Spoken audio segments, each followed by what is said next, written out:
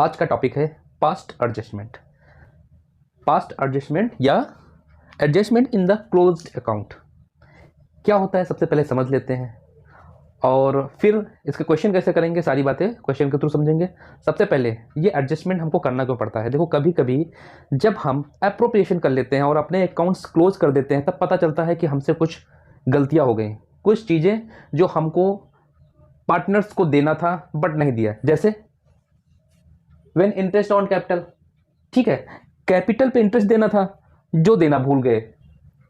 Drawing, जो business का profit होता है वो लेना था बट क्या हुआ, भूल गए। कैसे भूल गए, हो सकता है मिस हो गया हो, या जिस पेज पे लिखा गया है कि पार्टनर्स को इंटरेस्ट दिया जाएगा कैपिटल पे और ड्राइंग चार्ज किया जाएगा, क्या पता वो पेज गैप हो गया हो।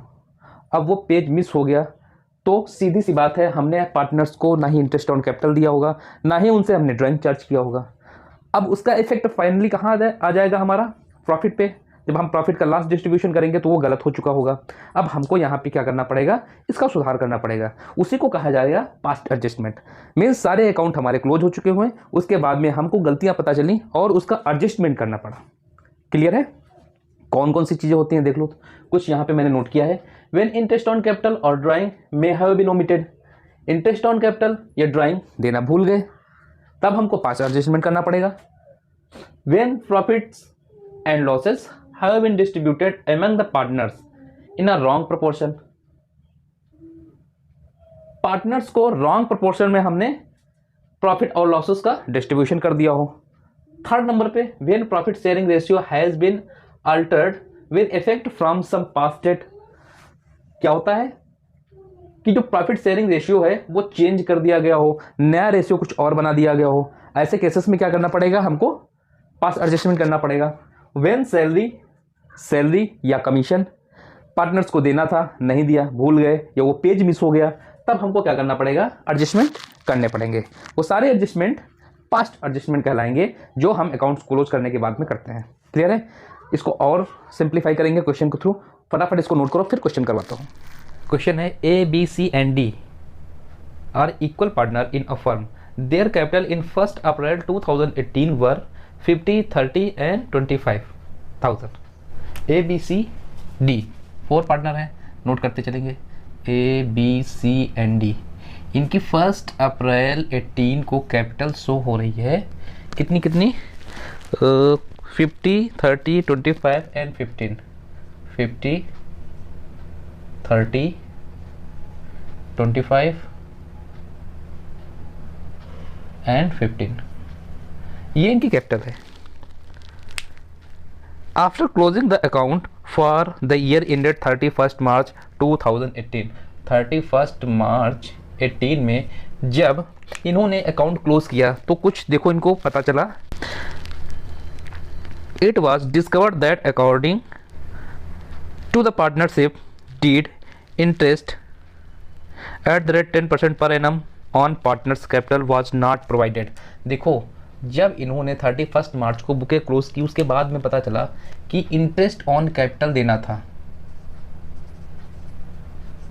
पार्टनर्स को, और वो जो है रेट दिखा रहे हैं 10% के रेट से। ठीक है, और कोई प्रॉब्लम है देख लेते हैं। Before distribution of profit, it was agreed among the partners to make the adjustment entry at the beginning of the next year rather than to alter the balance sheet. Pass the necessary journal entries assuming that the capital are not fixed। ठीक है, क्या करना है हमको, फटाफट। सबसे पहले गलती तो मुझे पता चल गई, क्या था कि इस पे जो इन्होंने कैपिटल लगाई है, इस पे इंटरेस्ट ऑन कैपिटल देना था बट दिया नहीं। तो सीधी सी बात है, प्रॉफिट जितना हुआ होगा वो इक्वली डिवाइड कर दिया होगा इन लोगों ने। कहां पे, हमारे एप्रोप्रिएशन जो हुआ होगा उसमें जो भी प्रॉफिट हुआ होगा उसको इक्वली डिवाइड कर दिया होगा हमारे पार्टनर्स के बीच में। क्लियर है, अब क्या करेंगे, सबसे पहले अगर जो हम इसको करेक्ट करते तो कैसे करते, देखो इस क्वेश्चन को हम अगर जो करेक्ट करेंगे तो कैसे करेंगे। A B C D, A B C और डी 4 पार्टनर, इनकी जो कैपिटल है 50,000, 10% इनको इंटरेस्ट देना तो 5,000 इंटरेस्ट इनका हो गया, 3,000 इनको देना है, 2500 इनको देना और 1500 इंटरेस्ट ऑन कैपिटल इनको देना पड़ेगा। क्लियर है? बट डिवाइड कैसे हो गया होगा? इक्वली कैसे डिवाइड हो गया होगा? रॉन्गली, अगर जो ये रॉन्ग हुआ है हमसे क्वेश्चन, जब क्वेश्चन को रॉन्ग किया गया, गड़बड़ हुई, तो गड़बड़ कहाँ हुई? ये जो हमको इस तरीके से देना था ये इक्वली डिवाइड किया गया होगा। कैसे? ये टोटल कितना है? 5 और 3 8000, 8 और 2 10, 10,500, 11 एंड 12,000। ये टोटल 12,000 है। कितना है ये? 12,000। हमें गलती पता चल गई, ये 12,000 रुपये जो हमको इस रेशियो में बांटना था हमने गलत किया और इसको इक्वली बांटा होगा। प्रॉफिट में ये इक्वली जुड़ा होगा हमारे। कैसे जुड़ा होगा?